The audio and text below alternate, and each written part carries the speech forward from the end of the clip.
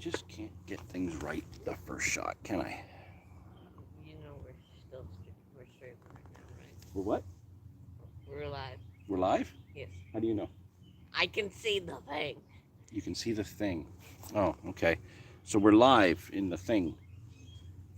Oh, for like 25 seconds. Cool. Well, what? My coffee's wrong. Didn't notice it till we got here. The only thing they got right was that it was a copy. The only thing they got right is that it was a coffee.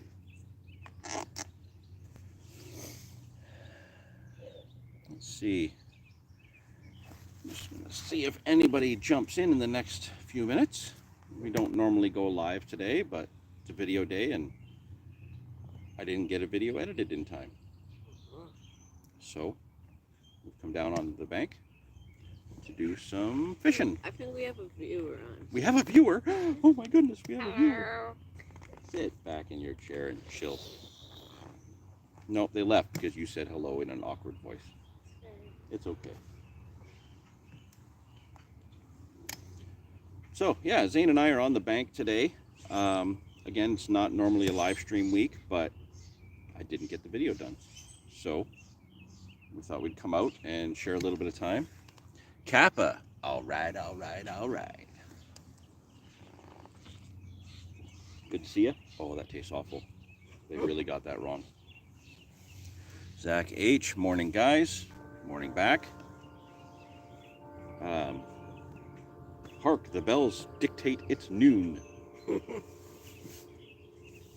So yeah, Zane and I are out for a few hours to try and get a bite. Haven't had a fish out of this spot yet, but we've only fished it once so far this season, which was last week. We did get a few bites. Well, not really bites. We had a lot of liner activity. There was definitely some fish moving around on us on the bait last week. Yeah. We didn't get any full actual takes. There was one really good pickup that we thought was going to go, but didn't. 334 Outdoors. Greetings, y'all. Oh. You're loving this, aren't you? Yeah. You don't normally do the lives with me. Yeah.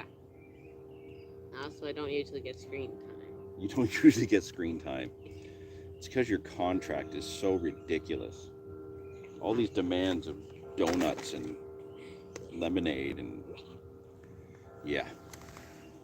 So yeah, it's last week we were here. We sat in the rain. Yes. And it did get nice after a while.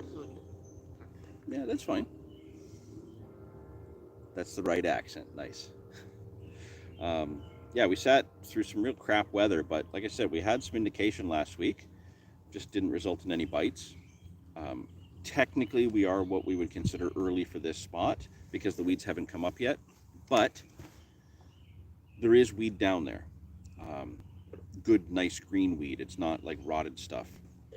So there's naturals down there. I pulled up a few pieces last week that had some really good zebra mussels on them. So the natural food's there. We've got some bait in there. We've had some bait trickling in.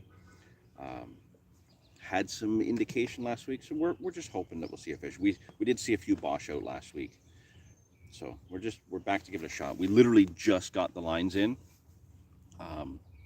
so I wouldn't say that I'm fishing at 100% yet. I'll say that we've got 3 lines on bait right now. Only I had him a tablet that I would watch. What's the kid's name? Oh, it's like you've never watched a video. What's your name, kid? Zane? Yeah, that's Zane. That is... A.K.A. your son. Also known as my son. Yeah, he's my spawn. Of all the things I've done in this world, he's the closest I've done to doing something right. So yeah, Zane and I are just going to chillax for a little bit, have some donuts, kick back, hopefully get a fish. And we thought, well, since I wasn't on the ball and I was just too busy all week. No, I did not say Lane. Sorry.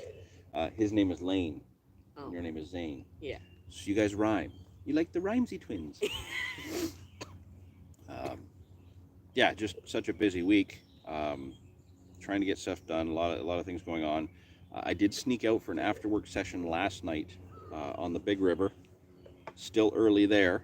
You know, once you get into that kind of first week of April, everything kind of shuts down as the temperature changes and the weed growth changes in the river. All that slime starts to drift down from the lake. So I didn't get any fish last night on the river. Yeah. But I will be back there soon, fishing a swim. It's not a new swim. Kevin and I have fished it quite a bit, but we've never pulled a fish out of this one swim. And it's one that we've seen fish so many times. So it's become kind of a challenge where we just have ourselves set for revenge on this spot. We both had a take there, but we've never actually landed a fish in that swim. So I will be going back to that probably at least one night a week for the next couple weeks until it's time to move on or I get a fish. For now, though, we're in a nice peaceful spot. Hopefully something will come along. You know, the weather is kind of playing the way I want it to. Not too hot, not too bright, like me. Not too hot, not too bright. But there's got to be something moving around. There was an insect hatch last week while we were here in the rain, and we could see all kinds of life. So there was definitely some stuff going on. Can we see the water? Kappa wants to see the water. There's the water. What are you doing? He wants to see the water, not you.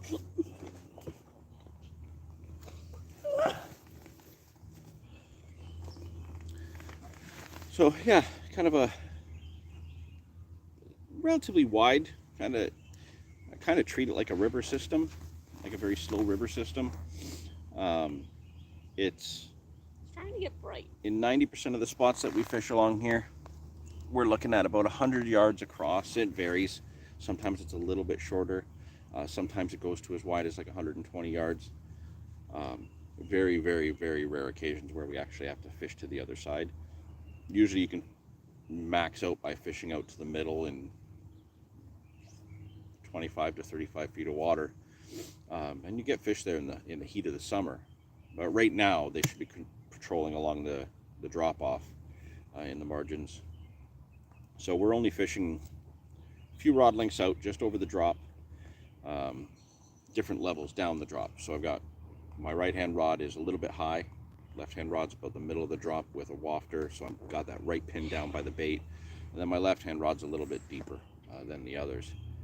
So hopefully, as the fish patrol up and down this side of the system, if they stop for a feed, maybe we'll get one. Haven't spotted yet. I just put a couple of scoops out along the drop out in front of us. But, after about an hour and a half or so, I'll probably get the spod rod out and actually spod 3 in particular spots, and try to pinpoint my baits on that. Hang on. When did 2 rods get allowed? Oh yeah, Kappa, you've kind of been out of the loop. Actually, we're allowed 3. Yeah. So in February of 2021, the regulations changed here in Ontario, not the rest of Canada, but here in Ontario, for zones, don't quote me on this, I think it's like zones 1 to 20. It's in the regulations, but a very broad spectrum of fishery zones, fishery management zones, I think they call them, where we're allowed to use 3 rods while carp fishing in Ontario with some stipulations.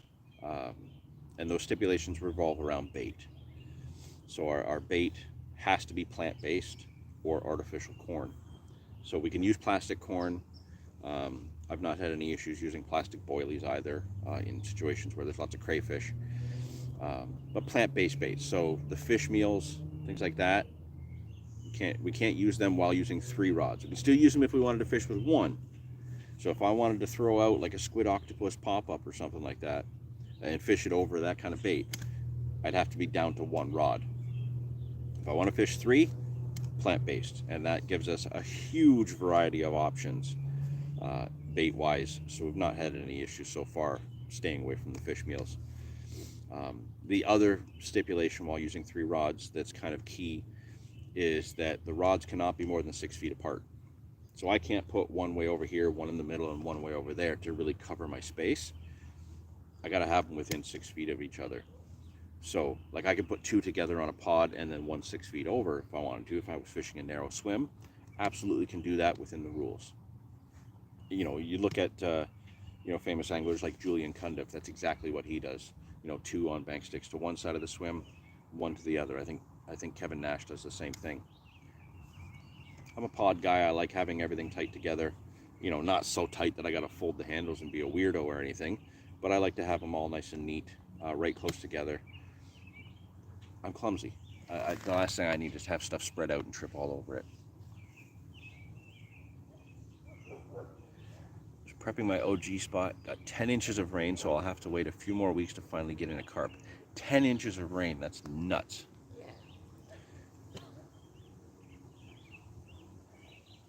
Yeah, your surgery's having you down. Definitely missed a lot of information. 2 on tram line and a rover rod. Kinda, yeah. Usually 2 on a spot, 1 to move around, cast a showing fish, and that's been working a lot for us. Right now, because this is a spot that we haven't pulled a fish out yet, we're spreading them all out, and that way we can kind of cover our ground, and if all the indication comes from the right, we move one over. What you doing, kid? Just want to get up and move. Just wanted to get up and move, eh? Yep. And it's weird because it starts to get bright, and then it stops getting bright, so it's hard for me to see. What are you doing? I don't know. Move around or sit in your chair, you wiener. Just don't move around too much because you're going to throw the balance off of the light in the camera. Okay. And it's going to make it really hard to see. Okay. So, actually, while we're here, Yeah. I got me some goodies. Yes. So we can kind of do a live unboxing. Yeah. While we're here too. Yeah. What are you doing? I don't know. You are being such a kid right now. What I am. Oh, yeah. Sometimes I forget. Oh, that's right. When you're being like a little teenager with all that attitude, that's when I forget you're a kid. Okay, so what we're going to do here, I have opened it because I checked it when it came in 2 days ago.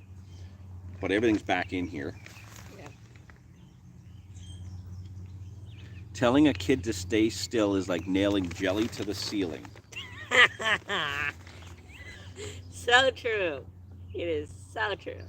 Well, it's not, because there are times when a kid will listen and stay still, whereas jelly will never stick to the ceiling with a nail. Unless perhaps it's been treated with like a fiberglass liquid to firm it up, then I can get around that. I can find a way around that. If you put jelly in a container and the container has a tab and you nail the tab to the ceiling, you're technically nailing jelly to the ceiling. I will find ways around it. Okay, so a little bit of an unboxing. So what we're going to do is I'm going to hand this to Zane, and he's going to hand me things one at a time. Yeah. And we'll go through what they are, why I got them.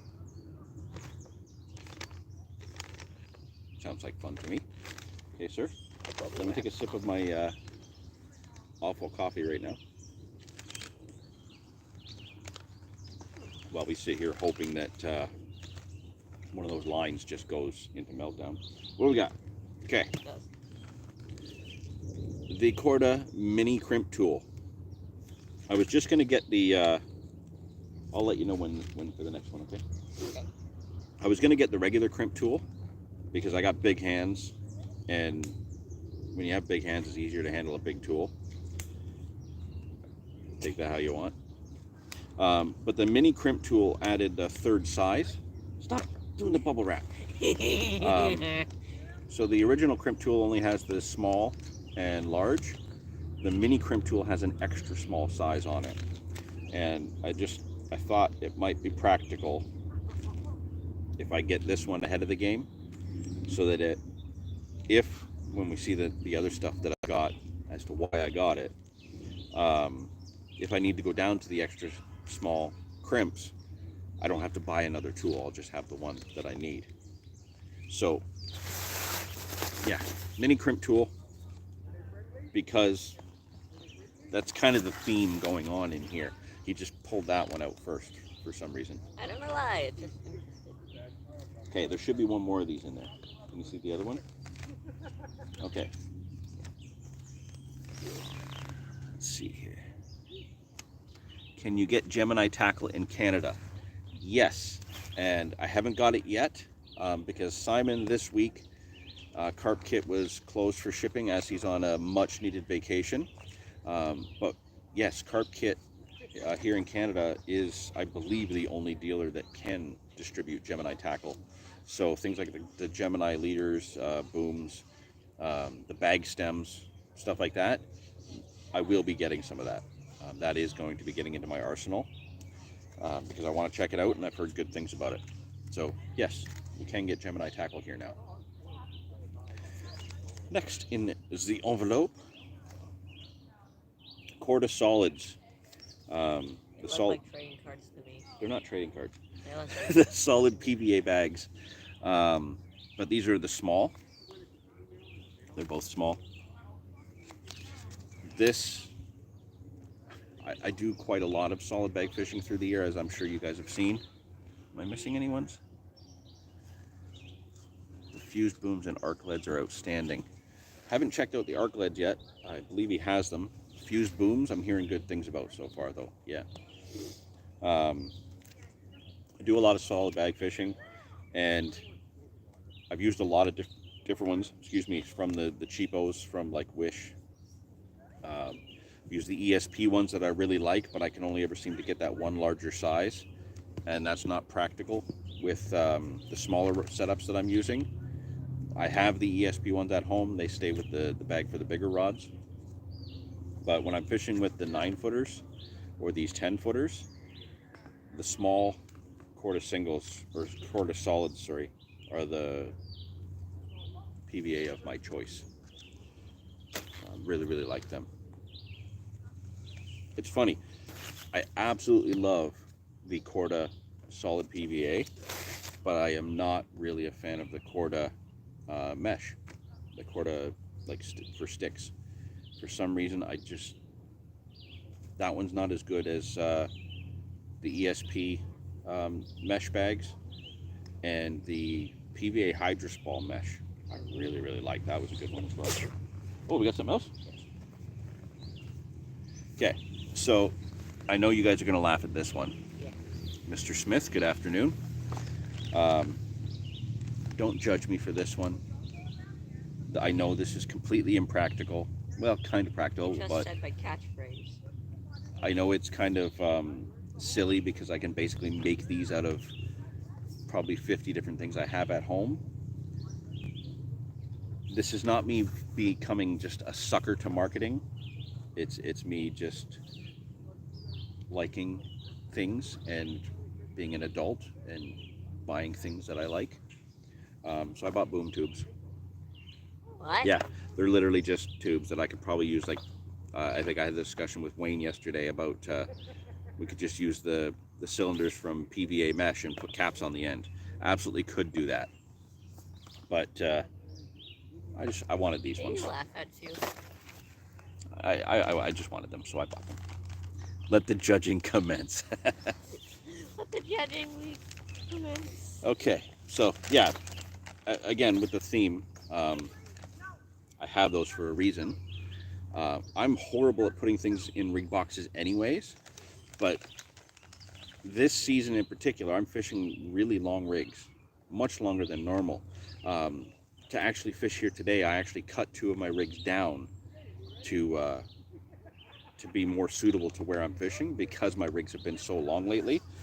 And once I start dealing with the stuff that's in here, did you just open that, you wiener? I didn't know it was open. You didn't put your fingers in it, did you? No, a little bit from. Did he put his fingers in that? I hope not. Only a little bit from this one. So, yeah, I think those are going to be useful for what I'm doing. Why would you? You didn't taste this, did you? No, definitely. Okay. All right. Another thing that I've been doing a lot more of, kind of the last half of last year and really a lot this season, is hook sharpening. I did pick up a little hook vise, and I've misplaced it. I don't know what bag it's in. So I have a hook vise for sharpening hooks. Can't find it, so I'm still sharpening them, just holding them with my fingers. But certainly over the spring SSF, not this past week, but the week before, um, I was fishing around a lot of rocks and was. Are you at the thunderstorm swim? Yes, we're at the thunderstorm swim. Sorry about that. Oh, There's a dog. I want to pet it. oh, that's fine. It's all good. See the strange Sorry things about that that. happen when you're live, eh? Come on, Keys. How are you? Let's go. You just melt when you see dogs, don't you? Yes, I do. Even though I'm a cat person. So yeah, I found myself sharpening hooks a lot. Like a lot. Probably more than I would normally. And because I was trying to be a little bit more cautious with what I was doing, and not recasting to spook any fish, which I think is a direct result to some of the bigger fish that I've had so far, getting some rust on the hook points. So I picked up some of the Corda camo coat just to put that on the hook points and give them a little bit of protection, because I don't know what else I could put on them to prevent that rusting, and I don't want my hooks to rust. I think I missed some chats there. We had the thunderstorm swim. So I'm at one of the thunderstorm swims. Yes, sorry. Use the crimp tool to hold the hooks. Well, now I can.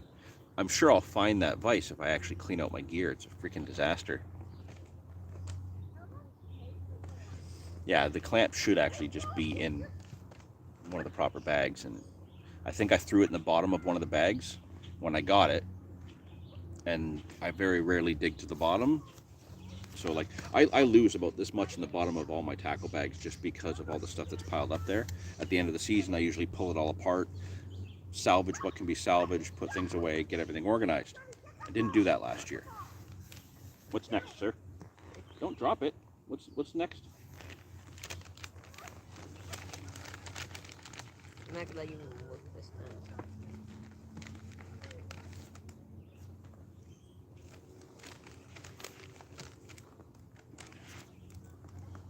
Some dark matter tungsten putty. 9 times out of 10, I use the Raven brown split shot. They're great. You get exactly the weight that I want on them. But for 2 reasons, I'm kind of going back to getting some putty. I used to use putty a lot. Then I stopped because a lot of the places I was fishing have crayfish, and my putty disappears. However, part of it is that I'm fishing longer hook lengths than I normally do. So a little bit of putty just... So destructive. A little bit of putty just kind of part way up the boom to kind of help things fall away a little bit better. I don't want to have to put another shot there. I still like having the shot right near the right near where I kind of strip the coating on my braided hook links. So I'll never stop using my split shot. That's part of what I do. But this, coupled with kind of where this theme is going with the stiffer booms and the crimping, I don't want to be trying to clamp down a split shot onto the boom.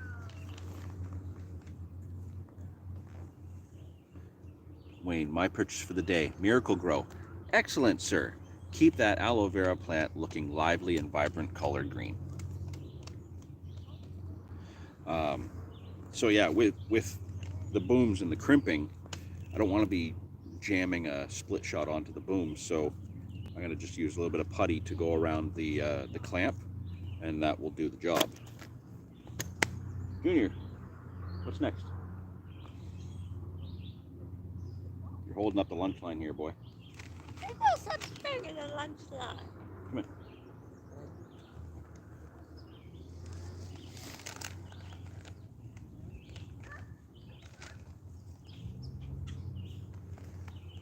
There should be one more of these.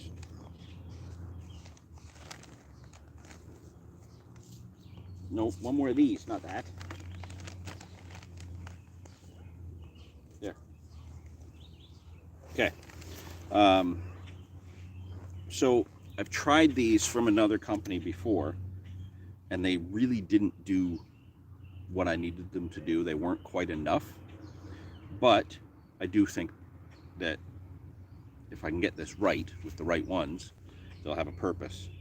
So I got 2 packs of these. These are the Corda Dark Matter hook link sinkers. Handy broad. You can use a Sharpie on the hook points. Will that do the same job? That'll protect the steel enough? Because if it's simply a matter of that, it's easier to throw a Sharpie in the bag than it is to worry about that little pot of stuff. So when I run out of that, I'll definitely just go to a Sharpie. Excellent. Awesome. Okay, I will also get a Sharpie. So these little sinkers to slide down your hook link, I used them from another company, and they just weren't enough, and I found myself having to put 3 of them on near the end, which just made this long weighted section just to hold down the pop-up I was using. It was so impractical, it wasn't worth it. But again, with the booms and stuff like that, I can slide one of these on, kind of put it in the middle. This may help, or it also gives something for the putty to purchase too. So I just got 2 small packs to try them out, see if it does what I want it to do. If it doesn't, I won't get them again. Pretty simple. They are good. Use them with the arc leads. I'm gonna dip out. Got to go work on these helicopters and keep Uncle Sam flying. Well, thanks for joining in. You have a great day, Lane. Keep on keeping on, yo. Okay. We got more people coming down the path, burping and making noise. Oh no, they also have a dude. Okay, where's the bag? Where's the bag? Let's see what we got left. Okay. So, yeah, we got 2 more items left.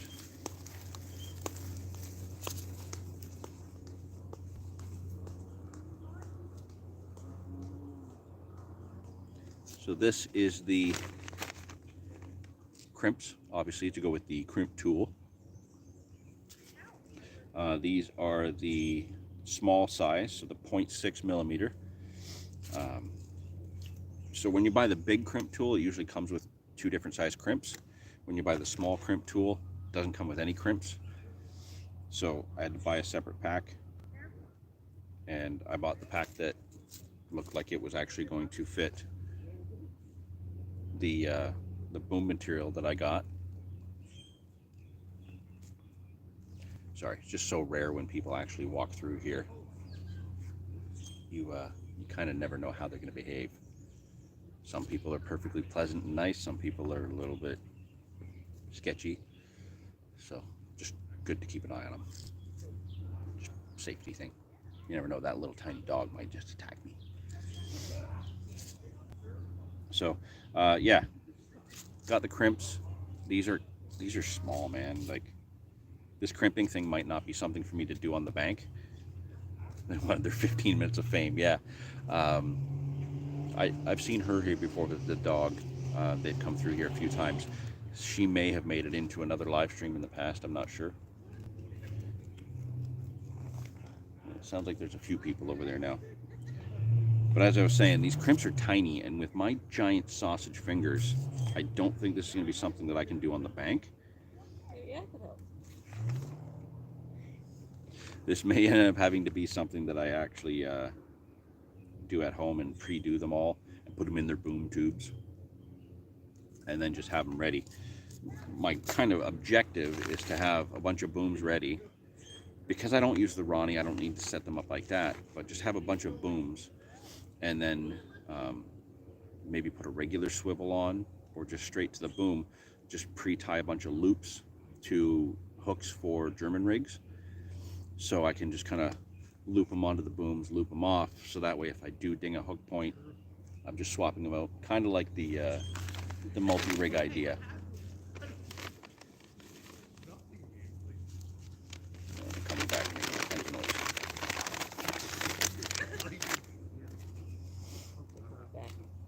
Yeah, see that? Oh, that was big. It was like this small. And the last There's thing a we've got snake. here. He doesn't want to go past No, the snake. scared. There's a snake over there? Yeah. It can stay over there.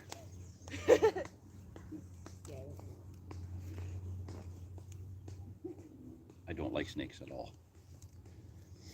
You're like me with spiders. Well, no, I'm fine with spiders. You're scared of spiders. I have an issue with snakes. You're terrible.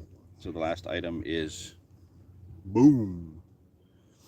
Now, there is a reason behind all of this, aside from just the fact that I want to try it with the way I'm kind of fishing some of my rigs lately. Nathan from Improved Carp Angling. This is all his fault. Fishing with him just, what, 2 weeks ago, I think? Yeah, just a couple weeks ago on a trip with Nathan, Wayne, and Simon. Nathan apparently uses this a lot, and he had fish. His rigs look good on the underwater camera. Thought I'd give it a shot. So, yeah, it took me a week or two to kind of decide to do it, but yeah, I just kind of went for it. Bought all the stuff I would need to do up these boom rigs. I'm gonna try it, see how it goes for me, and if doing the loop-to-loop thing works and saves me money on hook link materials and stuff like that. Oh, and now my little sister's messaging me. She doesn't know we're live. Your Auntie Kayla is interrupting. We'll have to answer her later. No. So yeah, Nathan's fault. Hopefully I can save money on my braided hook links because I've been burning through a lot of it lately, just because I've been going through a lot of rigs. You know, I spent, what, all of 2017 using the multi-rig to save money on hook link material. It worked great. Haven't used the multi-rig, I think, more than twice since. The German rig is the way to go for me, but you can't just swap the hook out like that. So I think this will make a difference if my plan and my strategy go together the way I hope they do. So yeah, that's all the stuff in this packaging. Like I said, with Simon off on vacation at Carp Kit, and I just kind of, I'm not somebody who's very patient. When I want something, I just order it. So I did get these from Johnson Ross and got very fast service. Because I'm a member of Carp Fix, you know, Daryl Peck's streaming service, you get 10% off at Johnson Ross, so get the discount, might as well use it. Picked up some stuff. So, Zane, Yeah. we haven't had any indication. Nothing. Well, we haven't had a beep, we haven't had a knock, the tips haven't done anything. What do we do? What do we do to get a fish?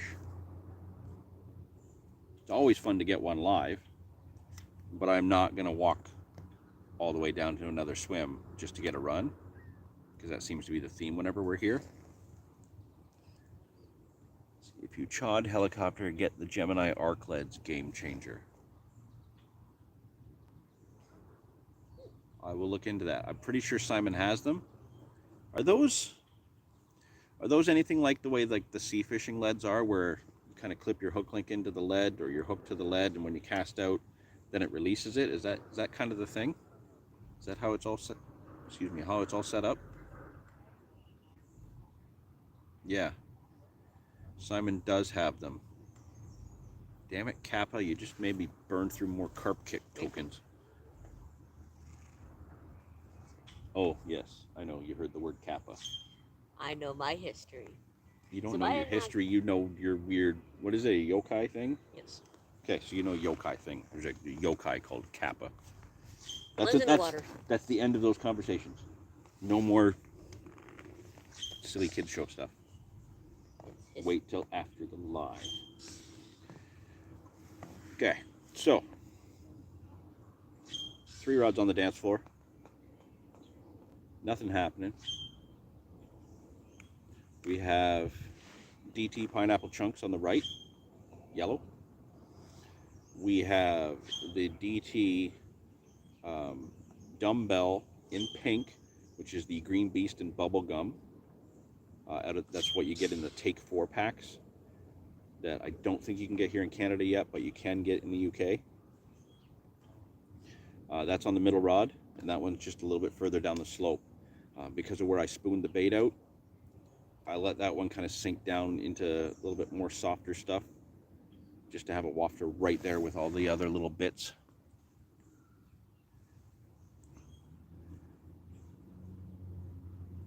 I see somebody named Brad Hassan has joined in. Just put a period as a comment. Nice to see you there. Left-hand rod is the one that's a little bit deeper. Definitely fishing in some of that low-lying weed or some of that slimy silkweed. And that's fishing a Siltbustus pop-up. I put that one on for that. It's kind of like an off-white, like an eggshell color, but it doesn't take on the smells of the bottom. Or if it does, it's not done it in the durations that I've had them out there yet. It's called Siltbustus for a reason. It's because it keeps its aroma. So I put that one deeper and kind of into a little bit more of the stuff that's on the bottom, in hopes that it will live up to his name and do his job. And if there's fish patrolling deeper, great. Oh, my eye is watering. Sorry. I'm going to be poking at my eye a lot. I got something in it at work yesterday, and it's gone all red and drippy and gross. So it's irritating. Not enough to keep me from fishing, though.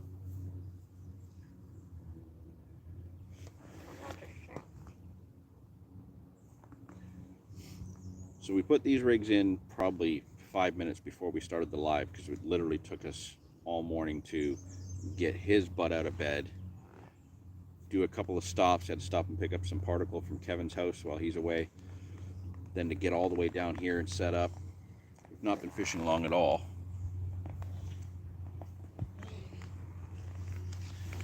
And so I'm kind of at that point now where we've been doing this for 37 minutes, so we've been fishing for about 45 minutes.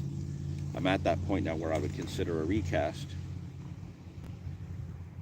I've seen nothing to go on, though. There's just enough chop to not see buzzle. There's just enough like ripple on the water not to see bubbles. I haven't seen any fish rise, have you? Nope. And where were they? Last week they were jumping over to the right. Is that right? Yeah.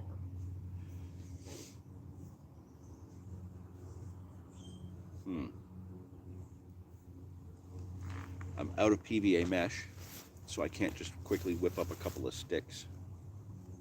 I have a stick. You're a ham. Ideally, I would put a stick out just to have that little parcel of bait there, but last week we didn't do that. Last week we just put singles over a little bit of spot mix and spooning it out. We had indication on all 3 rods last week. More so the middle, more so the white bait. We got just enough breeze that obviously it's making it that slight bit difficult. Double bags. I don't want to fish with solid bags though. Like I said, even though I shortened 2 of my rigs, they're still a little bit long to be putting them in a solid bag.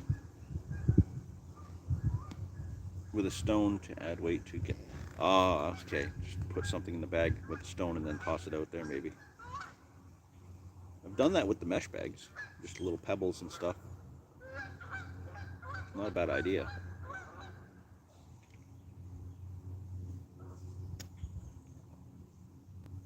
What else is new?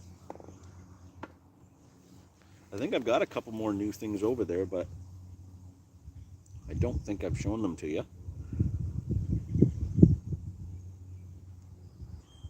I don't know, did I tell you guys about my new Way tripod and scale? Those of you guys that see the lives on the regular live stream day, you would know if I've mentioned that or not. I don't know if I did. Definitely put the damn thing to use though, that's for sure.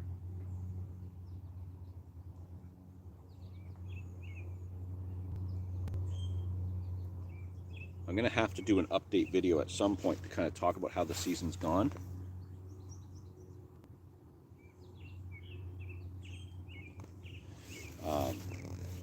So far, I've had more 30 plus fish just so far this season than I have any other season in total, like through a full season. 2017, I had 3 30-pound fish and lots of high 20s. That was by far the best year. 2018, I had that 42. That was it for big fish. You know, some mid 20s, high 20s, but that was it. 2019, no 30 plus fish at all. 2020, I did manage a 31 right at the end of the season, and the same with 2021, a 31 right at the end of the season. So I will have to go through and do an update video of kind of how things have gone, but right now I'm waiting on some work that Dave's doing on a video about this one key session that we had back in April. So far this year, we're not even in June yet. I've had a 40, and I've had 3 30s, one of which was just over a week ago. It was 38.10, so a big 30. And I've also had a mirror already this year. Yeah. You told me. Yeah, I did tell you. So just like in 2021, I had my my mirror in March. This year I had it in May, but it was, you know, early in the season. Oh man, my eye.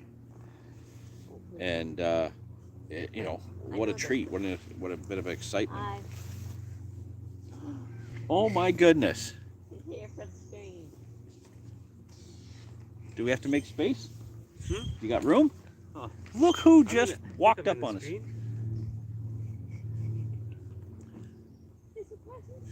So Wayne and Cap are chatting about Gemini products that those ones that Simon has now. I guess they're quite good, and we're gonna have to check them out. We did a little unboxing of stuff. We're live right now? Oh, we've been live for 42 minutes. Oh. And Big Dave just showed up.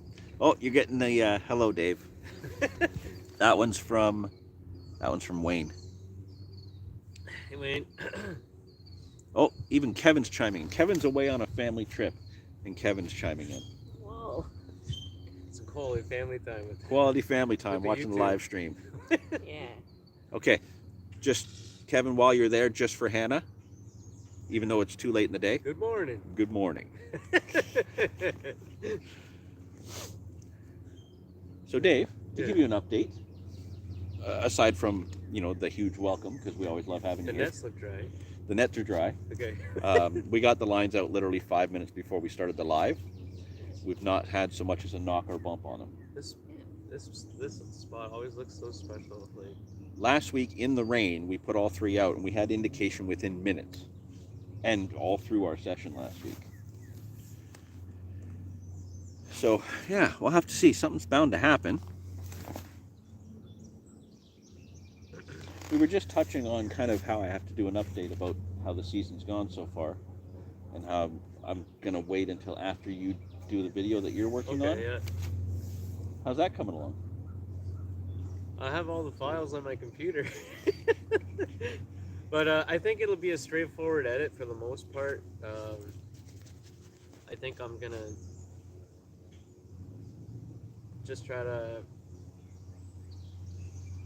like, obviously whatever unfolded that during that Saturday between Good Friday and Easter Sunday, Yeah. like whatever unfolded there, that's pretty much the highlight of the video, but mine is just going to kind of paint the rest of the picture kind of thing. Nice, because you had a huge involvement with the lead up to that session, and then your part of that continued afterwards, right?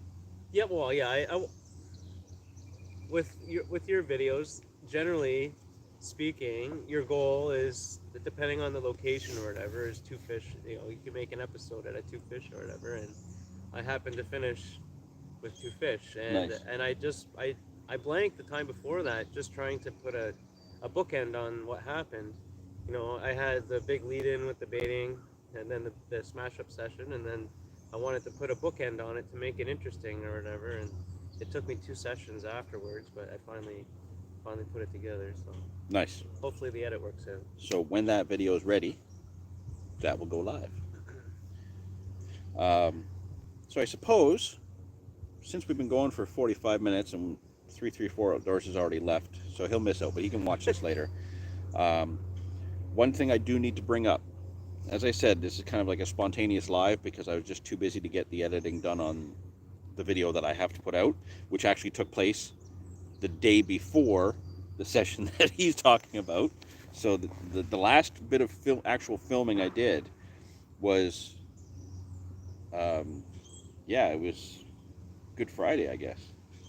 That was the day that I did the last bit of filming. I hit 2 locations, had a bunch of small fish, and it actually includes a little bit of footage of Dave doing his prep work before that mega session in a horrible storm. Blew my brawly inside out and stuff. So I will get to that video, and I think I have footage of a bunch of other things on the cameras that I haven't even put in the computer yet. I have to look, but I've just not been touching the cameras. I had it out a little bit a couple weeks ago fishing with Wayne and Nathan and Simon, but that was more or less just to get footage of Nathan catching a fish in his underpants. So beyond that, I really haven't been doing filming because we then jumped right into the spring SSF with the Canadian Carp Society.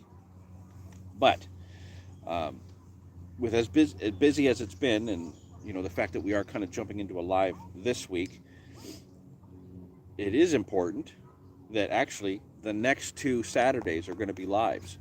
But next week's live is going to be a little bit different. So the second Saturday in June will be our traditional every month live. So we know that's coming in 2 weeks. But next week is special. And if you've been watching the social media, we've been trying to put this out there through the Canadian Carp Society, through several of our personal accounts. June 4th, so next Saturday, is what we're kind of building up and pushing out there to be Carp Angling Day. You guys have heard me talk about it before in some of the other lives and some of the other videos. You've seen the posts on social media if you follow it on Instagram and stuff. Carp Angling Day is something that we want to see take off. Worldwide, June 4th, do something related to carp fishing. If you can be on the bank, excellent. Post a picture, use the hashtag Carp Angling Day. If you can film something, go live on Instagram, go live on Facebook, go live on YouTube, any of that, any of your social media, just get it out there. Show people how your session's going. Do some rig tying. If you can't get out on the bank, do something at home, how you prep your gear for the next session, how you clean it before you put it away. Something relating to carp fishing on June 4th. Let's get it out in the media, social media, all those platforms. If you can, take a new angler, whether they be new to fishing altogether or traditionally follow other angling pursuits, get them carp fishing. Let's document their experience and see just how much of an obsession it can create in somebody that doesn't normally look at carp the way the rest of us do. So throughout next Saturday, certainly starting in the morning, we're hoping to coordinate several people. So a lot of the popular faces you see here in Ontario, we're going to try and coordinate some time slots where some of them will go live, whether it be on YouTube or Instagram or Facebook. But we're going to have them do some live streams. You're going to see lots of posts going up kind of through the rest of this week, this coming week, and on that day, to just get Carp Angling Day out there. There's lots of information for it of what it is and kind of what it can be if you go to carpanglingday.com. There's one promotional video that I did that we put up just the other day that kind of explains a little bit more kind of what I'm saying now. There should be 1 or 2 more promotional vids coming up from a few others this week.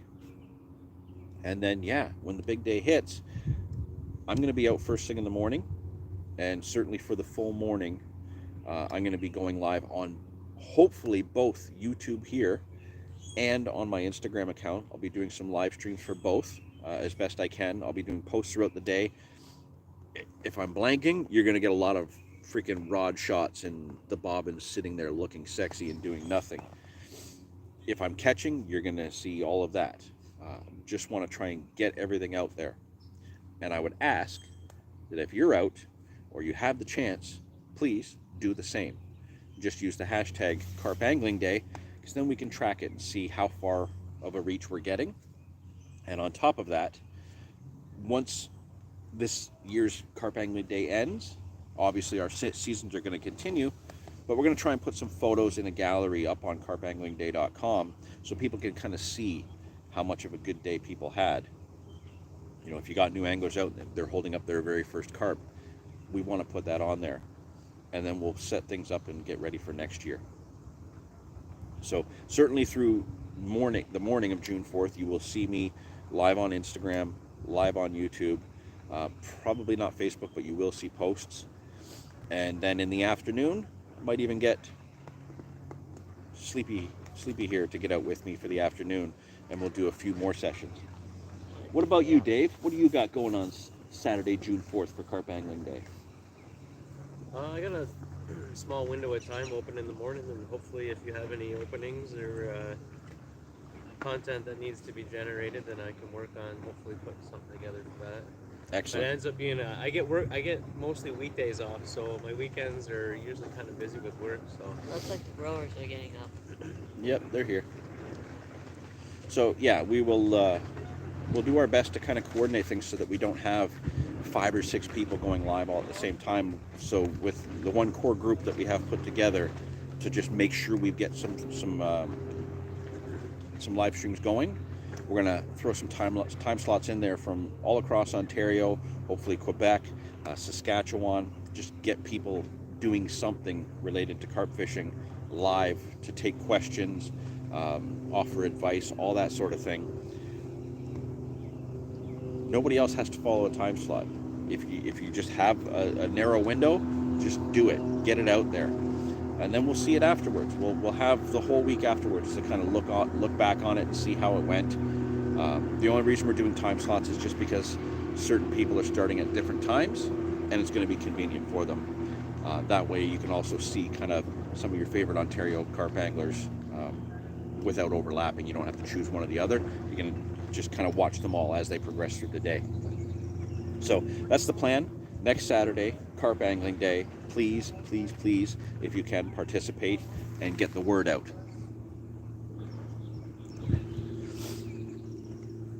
Okay, got some questions here. Wayne Smith, if you hashtag Carp Angling Day, the photo will show in the gallery on the Carp Angling Day site. Excellent. CA, looking to get into carp fishing, which pod holder bite alarms would you recommend? Thanks. There are lots of pods, and there are lots of alarms. If you're just getting in, you have options for kind of that beginner level. So pod-wise, it's a little bit tricky because you really don't need much, but I think you'll back me up on this one, Dave. Alarm-wise, for somebody just starting to get into it, the Monster Carp Tackle alarms are probably the best day session alarms you're going to find. yeah, if you're not planning on doing overnighters or whatever, and you're not 100% sure how dedicated you're going to be as far as how many sessions, or it's definitely a good starting point. Yeah, so the Monster Carp Tackle alarm, you can get it from monstercarptackle.com. If you're here in Southern Ontario, your local tackle shop might even sell it. It's just a traditional roller wheel alarm, but it's interesting because even though I consider it a day session alarm because you don't have a receiver with it, I have put that alarm side by side with my Nash Siren R3s. The tones are almost the same, which I love, but also the ability to adjust the sensitivity and the volume on those monster alarms is fantastic. So you're going to get a much higher quality alarm out of something that doesn't even seem like it's going to be that high quality. It's a really good alarm. I have 2 of them. I've beat them all to hell, and they're still kicking. Like, it's really tough to destroy them. You've had them for probably over 6 years now? I've certainly had one of them for over 6 years, and the other one maybe 3 or 4.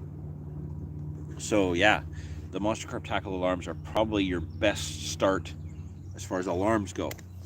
As far as pods go, you could start out with just bank sticks and buzz bars. You can get those from a variety of places.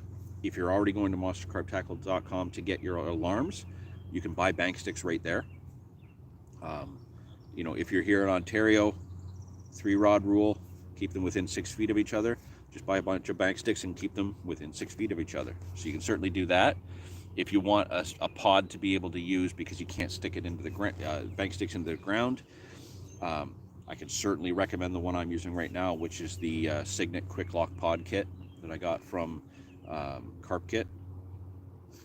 I've made a modification to it to suit my needs, but it's a killer small pod. Is there still a pod on Monster Carp Tackle? Yep. So there is an entry-level pod still on monstercarptackle.com. So basically you can get your alarms and your pod set up right from that website. It's an entry-level pod. It'll do the job for a while, but you will eventually decide to upgrade at some point as you get into it further. But if you don't want to break the bank and you want to just get started with some good stuff, monstercarptackle.com. Okay, what else we got there? Thanks for the question, CA. Kappa, I don't think I have enough brownie points to get out my wife's Queen's Jubilee weekend plans. Well, Wayne's laughing and he's suffering. That's just not fair. 4-day weekend, no fishing. Maybe you can just sneak off to the side somewhere and just talk fishing with others online. That might help. Might get the fix in.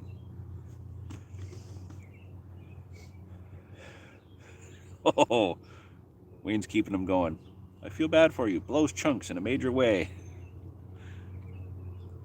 I'm sure I'd still be there, be in the same boat if I still lived there. Andy Broad, same here. Kappa's so disappointing. So I guess that's a British thing, because I don't even know what is the Queen's Jubilee. I don't know what that means. Sounds like a dessert or something. It does sound like a dessert, doesn't it? It's not a dessert, is it? 4 days, no fishing, but all dessert? I would consider that. But if it's not a dessert, screw that. CA, thanks for the recommendation. You're very welcome. Hopefully that helps. Yeah, peruse that website, monstercarptackle.com. You can also get a lot of bait, some of the best hooks on the market, and I say that very, very confidently. Leads, lots of stuff on there that you're going to need to get going. 70 years at the throne. So her Jubilee is at... Oh, man. Can you guys see how bad that is right now? I got something in it.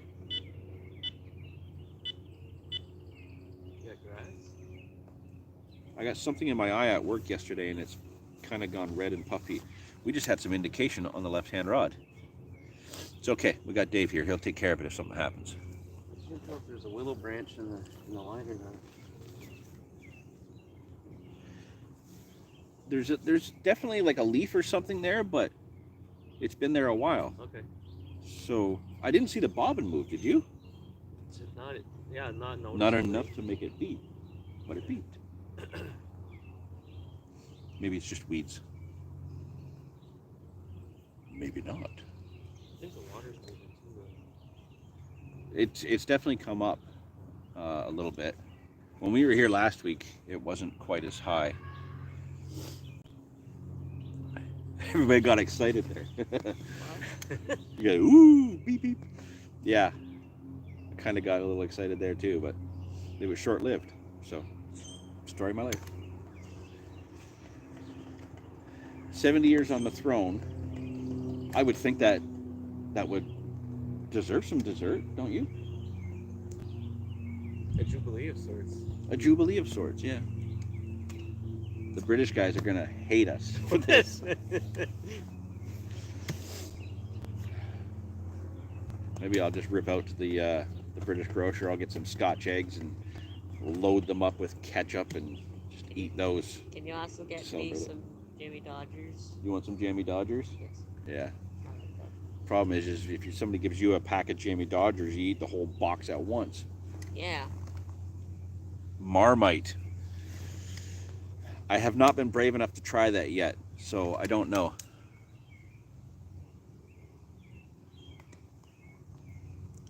John, would you care to mention that extraordinary sight of all the carp we were watching?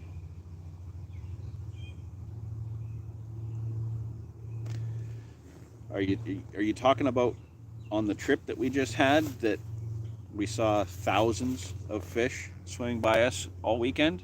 Is that what you were talking about? Me, you, and Simon. Oh yes, so this was right after Nathan left. Tell John to get some in then. You guys are going to make me try Marmite? That's what you eat on toast, right? I think I'm going to be a guinea pig here. So yeah, I don't know if I mentioned it. I don't think I mentioned it in the live in May. Tim, I do see your question there. If you just give me a few minutes to get through this really quick story, I'll answer your question there. So this past 2 weeks ago, fishing with Nathan from Improved Carp Angling, Wayne from Canadian Carp Society, and Simon from Carp Kit. We had a weekend away where we were discussing all things Canadian Carp Society and enjoying a little bit of fishing while we could. And on the last day, Nathan was the first one to leave. He had to make it in time for his daughter's birthday party.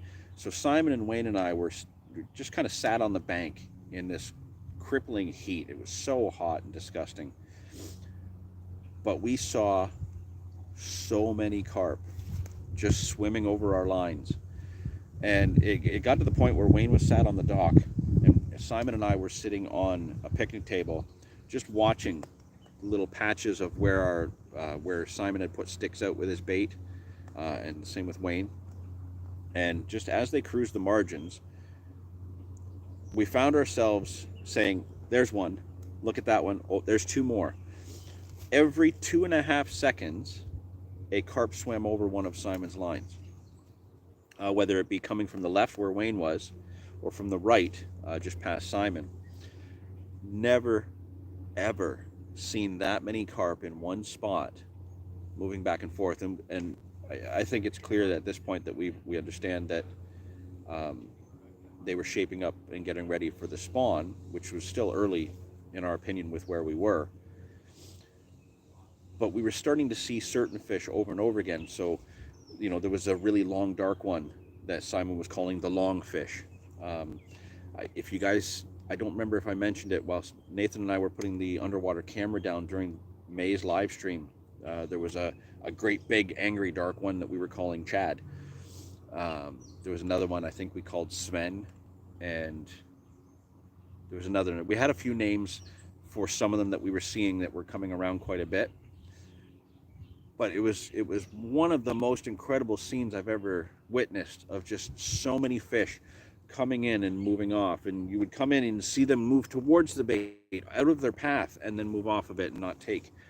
It was really, really, really interesting and something I'm not going to forget. So definitely an incredible experience. And if I do make it back there and witness that again, I'm going to film it, because it was like nothing else I've ever seen.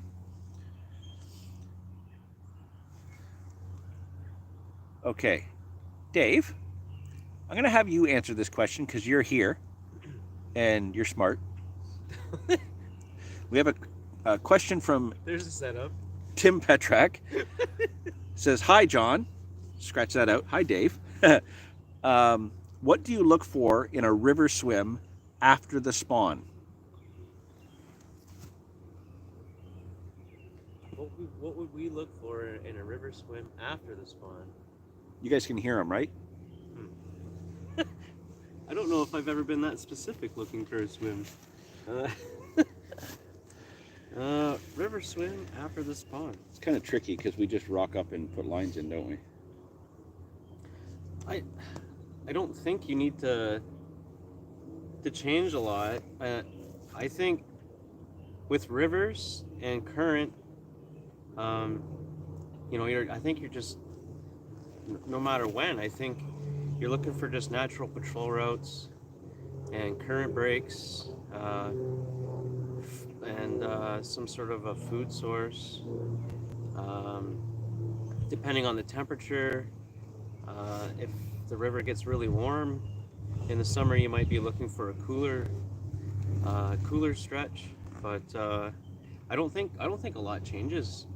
It's always, for me, it's just current breaks and patrol routes, really. I don't know if you. Yeah, I would agree. Look for snags and shade if it's going to be hot, because usually after the spawn it gets quite hot, sunny. So look for areas where they can get out of the sun, or deeper water nearby. How would maybe let's maybe switch it up and go specific. Um, I don't. Neither of us really fish the St. Lawrence a lot, but let's just pick the St. Lawrence as just a point of discussion, I guess. It's the same thing, right? You're just looking for current breaks, and You're looking for current breaks in the river part of it. Now, the thing about the St. Lawrence is you have a lot of bays, you have a lot of channels. I think what holds true with the rivers and stuff, it's like, 10% of the water holds 90% of the fish or whatever. Like, and you can just kind of rule out all your dead water, and then maybe a little pre-baiting would help. It always helps.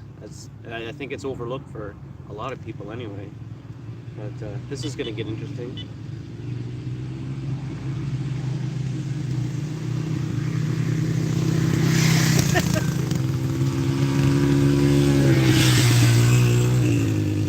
Yeah, I wouldn't overthink it, I guess. Just let's face it.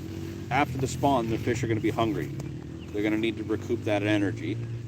So, like, I agree with Dave. You're going to find fish in current breaks, in shady areas where it's cooler, because that's where the food sources are going to be, and it gets them out of the sun, so that they're not going to need to hide from anything.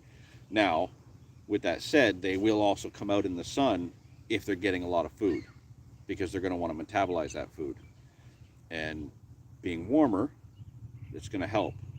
So you're going to find them actually moving.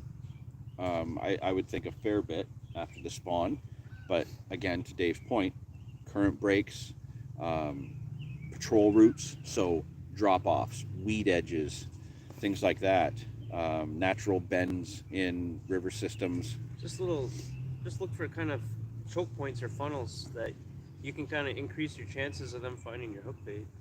In general, a lot of it just relates to watercraft, and one of the things that I've always found useful, and I'm sure that it's completely subconscious for people like Dave and I, coming from trout fishing backgrounds, is that you just kind of know where to look in a river of where a fish should be, because they're going to sit there waiting for food to come to them. I find in a lot of cases carp will behave in the same way when you're fishing a river. If you can look at it from the eyes of a trout angler, if that's what you happen to be, you're probably going to find carp in the same areas. You think that's a bit of a stretch, or would you agree with that? If we use the St. Lawrence as the example or whatever, like, but then if we were to go to like a slower river, like the Grand River or something, you just gotta. Oh, you get yourself a tick, John. What? Oh, you can do a little demonstration on ticks there. Tick on my leg. Great hook bait. Yeah, he's not going to be much of anything but mush at this point. So yeah, that's actually a good point there, Dave. With a slower river like the Grand, I think I would probably rely more heavily on pre-baiting and stuff. pre-baiting would be useful. Yeah. So the way I've fished the St. Lawrence in the past versus the way I fished the Grand in the past, anytime I've been at the St. Lawrence, I've kind of shown up to a spot where I know fish are going to be, and we either got into them right away or after we put a lot of bait in, without much investigation beyond that. Anytime I fish the Grand, that's where, because it's not clear, it's usually quite muddy, that's where we've had to do a lot of like marker float work, letting around, finding depressions, some differences in the bottom, actually feature finding, and then laying out a big bed of bait to wait for the fish to come to us. Never shown up to the Grand and just had fish right away. Always been a lot more work.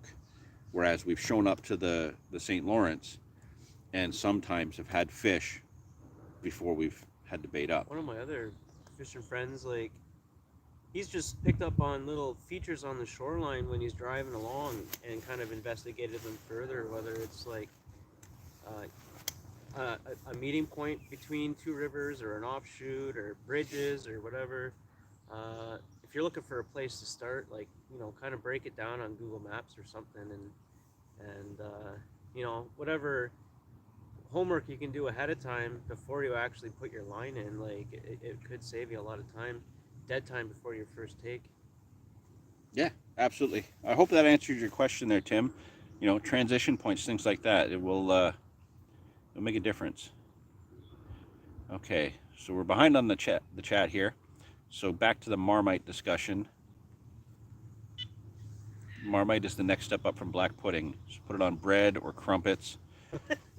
You guys are going to hate me, but I put cheese whiz or peanut butter on crumpets, and I absolutely love crumpets. He won't eat my crumpets, but yeah, I know it's blasphemous, but peanut butter or cheese whiz on crumpets, it's Canadian gold. You know what's Canadian gold? Adam Constantini, tight lines today. Thank you, sir. Good to see ya.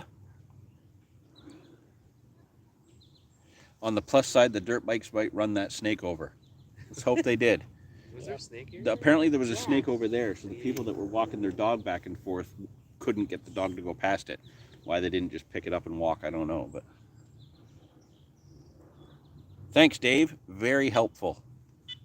That is definitely weed on that line. So we're going to redo the one with the silt busters on it in a second here. No problem with the snakes, now ticks. That's a problem. And when Daddy's getting that ready. Horseflies. Been to the emergency room twice through them. You ever heard of anybody going to the hospital over horseflies? I'm sure you could be allergic to them, maybe. Potentially, yeah. I know they hurt like hell. And I hear it in some cases in different places up north, like north of Highway 7, horsefly will take your whole arm off. North of Highway 7. North of Highway 7. How do the farmers north of Highway 7 find their sheep in the tall grass?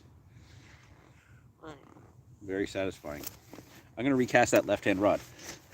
And in the meantime, I'll do some. You thinking about that one for a second? No, What are you doing, kid? I want to entertain the people while you're getting stuff ready. Well, you need to talk fishing.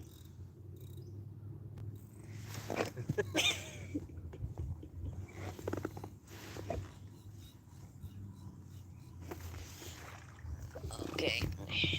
there you go. What are you doing? Set it down so that you're not going to drop it. Being a wiener.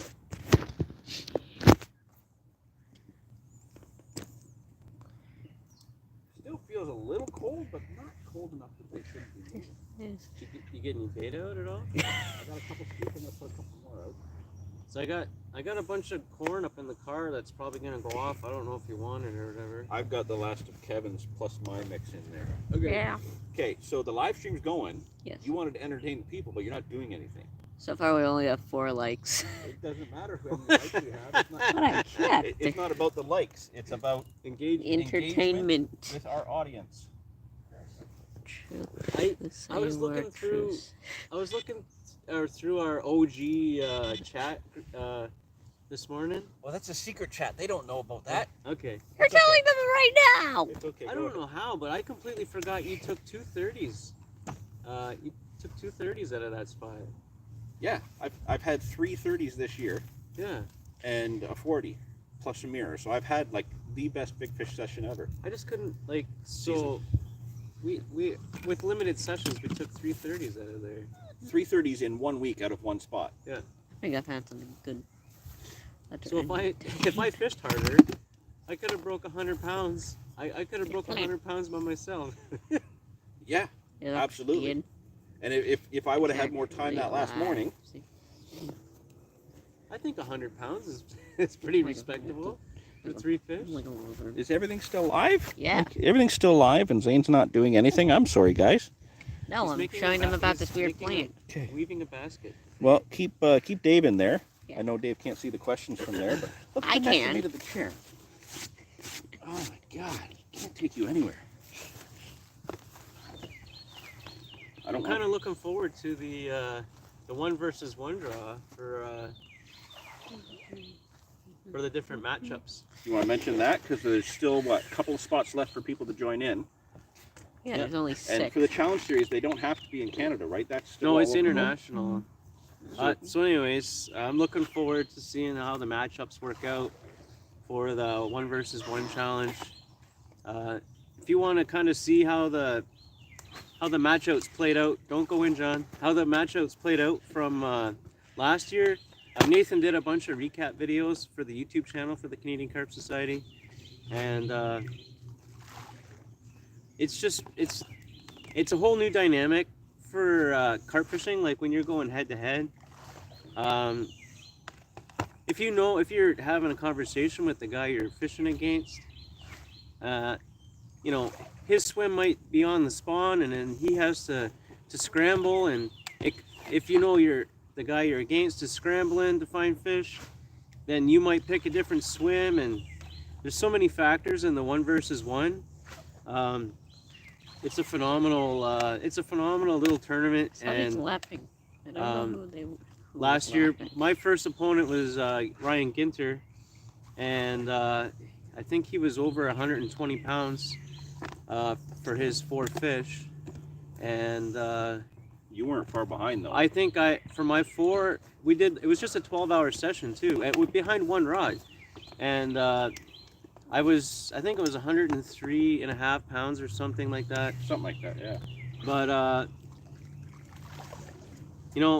if I think Ryan went on to win, but you can't really discount anybody you go up against, or else you end up going home early. If Ryan, if Ryan kind of underestimated me, or if John or anybody else underestimates any of their opponents, it's anything can happen depending on in a 12 or 24-hour session. A storm rolls through. When you have to produce on a specific day in potentially in one spot, and then you kind of size up your opponent, and the magic happens in between there with the updates.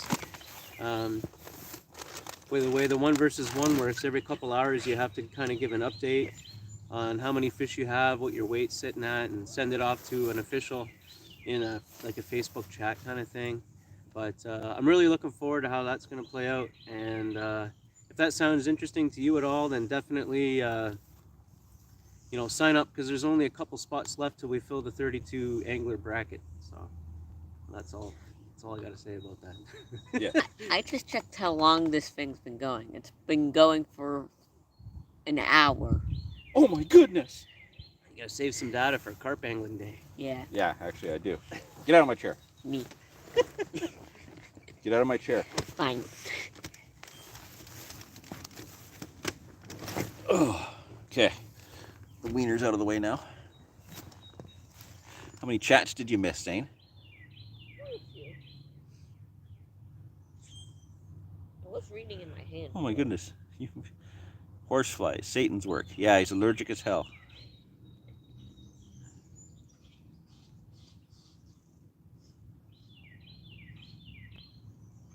It's like the Canadian goose.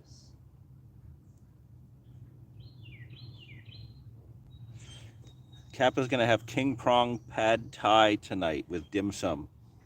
Now I'm hungry. I know dim sum. Where's Kappa live? I have no idea. So the challenge series kicks off on Carp Angling Day. So on Wednesday, June 1st, there will be a draw for all the anglers that are involved, which is why we need those last few members to jump in. Okay, let's fill that first bracket for round 1. We need I think we need 32 or 34 anglers, and we're just like 2 or 3 shy. So, again, I don't care where in the world you are. If you want to participate in the challenge series and you're not a member of the Canadian Carp Society, sign up, then get your name in before June 1st for the challenge series. You'll get your name put in that, and on June 1st, they're going to do a live, is it a live broadcast? It's probably, well, what do we normally do? Zoom meetings or whatever? I think it's going to be live on the site. Oh yeah, we got that option now. Where the names are going to be drawn for who's competing against who for round 1. Maybe a tournament? So Saturday, June 4th, Carp Angling Day, is when the first rounds will actually kick off, and we have 2 weeks for the anglers in that first round bracket to complete your 12 or 24 hour session against each other. 2 weeks is plenty of time, and that way it won't drag out as long as some of the ones did last year. Just trying to line up people's schedule. So get in there, participate, and I think you'll be blown away with just how much fun it is. Not being able to have live in-person events. The SSF and the Challenge Series last year, I'll tell you right now, it had a major positive impact on our carp fishing community here in Canada, and it was so incredibly exciting to be involved with that. And I got knocked out in round 1. I had an amazing session in horrible heat, and I was still so happy to have done it. Get out of my donuts. I tried my best. Sounds like a euphemism for something. I don't know. He's already eaten his donuts. I'm hungry. So yeah, just it was an incredible experience that I can't even wait to start the next round. I may get knocked out in the first round again. I may not. But I'm going to have a lot of fun no matter what. So definitely, we need to fill a few spots. Sign up. Become a member if you're not already. Get involved. It happens every year. Plus, if you're a member,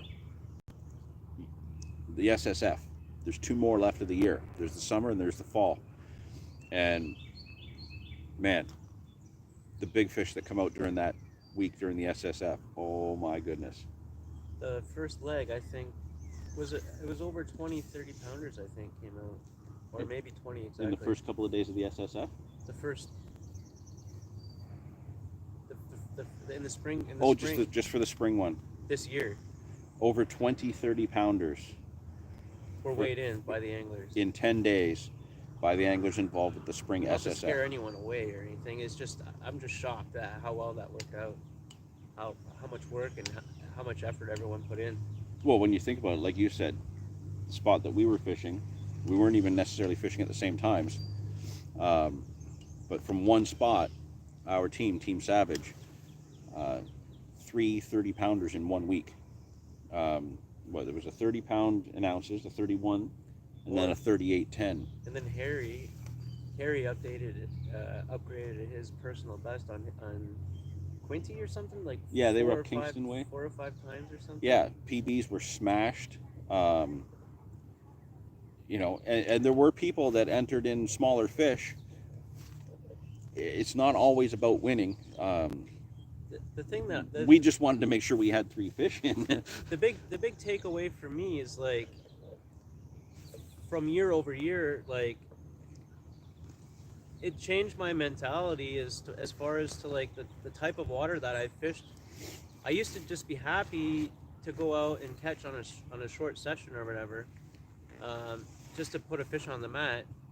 But if you challenge yourself and you change your thinking and approach the waters around you differently, you don't really know until you try to see what size of fish you can trip up in a certain area, or if you need to pick up and fish new waters to up your totals. And that it's kind of that there's so many unintended or collateral benefits to being part of the SSF and the Canadian Carp Society. setting other anglers as your benchmark, and you know, changing your techniques and approaches and which waters you're fishing. And it's amazing year over year, like to see how it's evolved, and it's kind of scary looking forward to seeing, like, if we're already hitting like 2030s now, like, you know, what's in store for the next leg of the tournaments or the next Yeah. year. It's crazy. And we definitely did things differently that week and learned a lot. Like, you and I both did a lot of things differently. Kevin did things outside of his comfort zone. Yep. He upgraded quite a bit. He upgraded a fair bit. So, Kevin had 16 fish total over the course of the 10 days. You had 8, and I had 8. We all lost a couple to break-offs because we did get into some good fish. But when you compare the amount of hours to the fact that 3 of us over 10 days only had 32 fish, and we still managed to win the team division, you know, whole new elements to our fishing added into the arsenal from what we learned. And yeah, this was definitely an amazing week to have been fishing and learning and adapting. It was such a cold spring too. Yeah. We weren't expecting what we got, but once we had an idea that might be how things go and we changed things up, we were able to keep it going. So it was pretty amazing. Wayne has left. He's got to go. Saskatoon. Good day, fellas.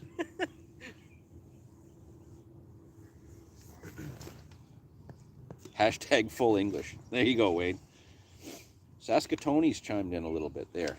We've been going for almost an hour and a half, so we're going to kill my battery and my data, and I'm going to have to wrap this up soon, but we're having fun. And Dave's here. Yeah. So if there's any more questions, because it was a lot of fun answering those questions, guys. If you got any more questions, get them in. We'll try and answer a couple more before we wrap this up. If there's no more questions, then yeah, we're gonna wrap this up soon. Just get back to fishing and chilling, and I need to eat my donuts. Otherwise, my kid's gonna eat all my donuts. And Dave's got to go to work in a few minutes, or well, very shortly. So, anything else you guys want to add? Appreciate you all being here. Apparently, someone says John is live on his YouTube channel in the CCS banter. Who knows that? Huh? Who knows that? It was Wayne. It was Wayne. It's always Wayne. It's all Wayne's fault. Kappa, what size lead are you using to hold bottom? Today, keeping it quite simple. I'm using my 10 footers and I'm fishing in water that has very, very minimal flow in and out.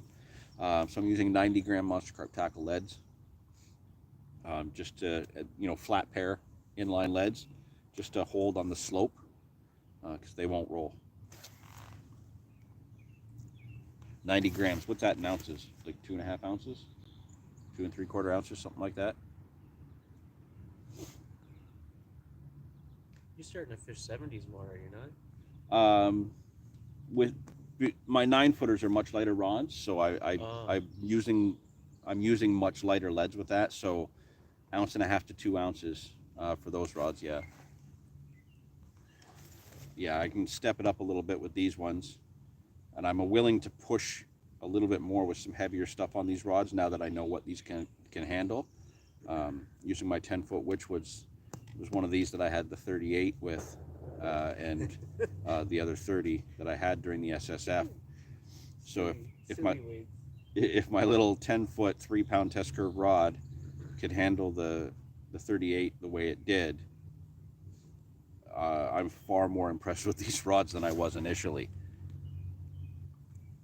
3-point-something ounces. So yeah, it's 90 grams, 3-point-something ounces. Perfect for this spot. I wouldn't go any lighter here. Somebody sent me a video. That might be Galen sending me his promo video for Carp Angling Day. I'm hoping that's what that is, so I'll be checking that out after. Do you have anything else to add, Dave, before we wrap this up? Because we're just about to hit an hour and a half. It's a marathon live. Lovely looking spot you're in there, mate. Any signs of life? It's definitely not it. Well, the three of us are here. Yeah, that was Saskatoon Oh, it was? asking because, well, he slept right where you guys are sitting. This is a spot that he's quite familiar with. Yeah, he's a lot more organized on the bank than I think either of us are. Well, it's because he's British. Yeah, he had all his stuff nice and neat and organized, and I was over there and had a bomb site going off. But we were both catching fish and having fun, so I guess that's really all that matters. That was a great visit. Yeah, no signs of life this session. Last week we had indication, and a little after work session last night in a different spot had indication, but no runs. Haven't caught fish since Victoria Day. So May 23rd was the last day I had a fish. Let's see here. CA, do you recommend chumming baiting your spot before fishing it? I guess it depends where buddy lives or whatever. Yeah, it's some places it's not legal or whatever. Yeah, so as Dave said, depending on the rules where you are, some places it's illegal to pre-bait. Other places it's fine to pre-bait, but you know, if you're in a very public area where somebody could be fishing on your bait, I'd advise against it. We do, whenever possible, pre-bait. So this is a spot that I literally work around the corner, as does Kevin. So Kevin and I kind of keep this spot baited up throughout the season. Same with the spots where up at Dave's End where he fishes, he tends to keep them baited up ahead of time because we're short session guys, and you know, a lot of times it's a 3 or 4 hour window that we can get out. If we didn't have spots pre-baited, it's likely that we would blank because we would show up, put bait out, and then have to wait the time of our session to get a bite. So pre-baiting just gives us that opportunity to jump in, get a fish or two, jump out, and still adhere to our schedules while getting our fix. So I would say when you can pre-bait and it's practical for you to be able to fish on your own bait, do it. If you're pre-baiting and you find out that people are kind of jumping on it when you're not there, all you're doing is giving them a good session out of your own pocket. So coordinate with your friends, you know, that sort of thing. That's a lot of what we do. You know, 4 of us here in Niagara, myself, Kevin, Dave, and Reg, we all kind of try to help each other out by pre-baiting certain spots and making sure we all bounce around and fish with each other whenever possible, all just to try and maximize our ability to catch. Tim has left. See you guys. Tight lines. Take care. Mr. Fish Finger, do you fish zigs a lot? I don't fish zigs. I've tried it a couple times, failed. I have all the stuff I need to do it. It is on my list of things to figure out, but as of yet, I cannot say that it's part of my arsenal. Oh, I got a question. Maybe bounce it back to whoever asked that question, because I think you fish rivers primarily. Would people ever use zigs on a river? Would zigs be used on a river? Because you're pretty much always fishing moving water. Yeah. I picture zigs being like a still water, Yeah. like a lake sort of scenario. So. I can't see why you would use them on a river with flow. If there's somebody out there that does, let us know. We'd love to hear it.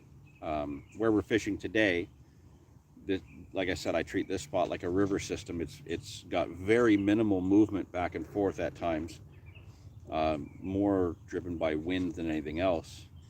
I would fish zigs here, but I wouldn't fish them on the Niagara. It would never stand up. So, yeah. I'm fascinated by zigs, but I don't think we have any waters that would be really productive. This one maybe. Yeah.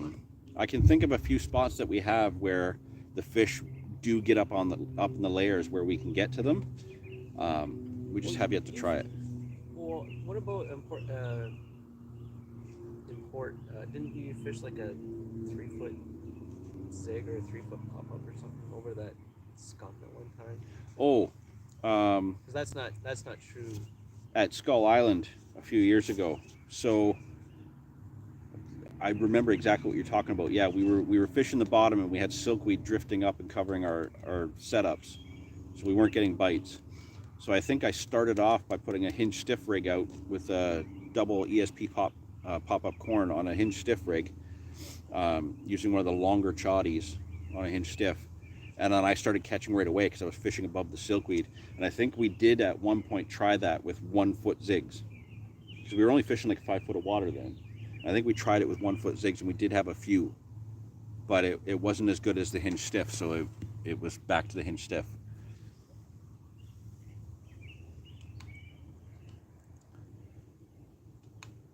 Yeah, zigs are a whole other discussion. We're gonna have to do a video where we just set out to try to just do zigs in maybe a couple different places. It might work at the Park Lake. I think it will work at the Park Lake, and that's part of what I was alluding to. I already have a game plan, because the swim where I would have set up with zigs If we did like is all grown in now. If we did like a sloppy spot, that kind of scenario. So you know as well as I do, probably in the next 2 weeks, they're going to move into one corner of the Park Lake, and they're going to be sitting underneath that scum that lifts up off the bottom. They're going to be there in numbers no less than a foot under the surface. I know how deep it is there because I've walked across it there, and I know where to be to cast over that far. And there's no other nuisance fish to kind of... There's no other nuisance fish there to deal with. There is waterfowl, which may be an issue. True. And fishing, let's say we fish 2 rods each, completely opposite to the way we fish that Park Lake, because I always use it for stocking. I never just set up there. But if we set up to do zigs there, the one downside to fishing where these fish are going to be from the only real swim that will make it available comfortably, you're going to have enough line out that if the fish kite left, they're going to go around the island. I heard that. Whoops. Geese. There's geese in this. There's a warm southwesterly blowing over here. Oh, it's a blue heron. It's Charlie. So yeah, zigs are on the cards. They're not part of my arsenal yet, but I'm learning. We're trying to figure it out. And as Dave says, the Park Lake is probably the spot where we're going to try it first. I feel like we'd be forcing it to happen. I don't know how much benefit there would be, but I guess we won't really know until we try. But it seems like it's something we're just forcing to happen. Well, I think it's going to work there, and I'm going to do my best to make it work there.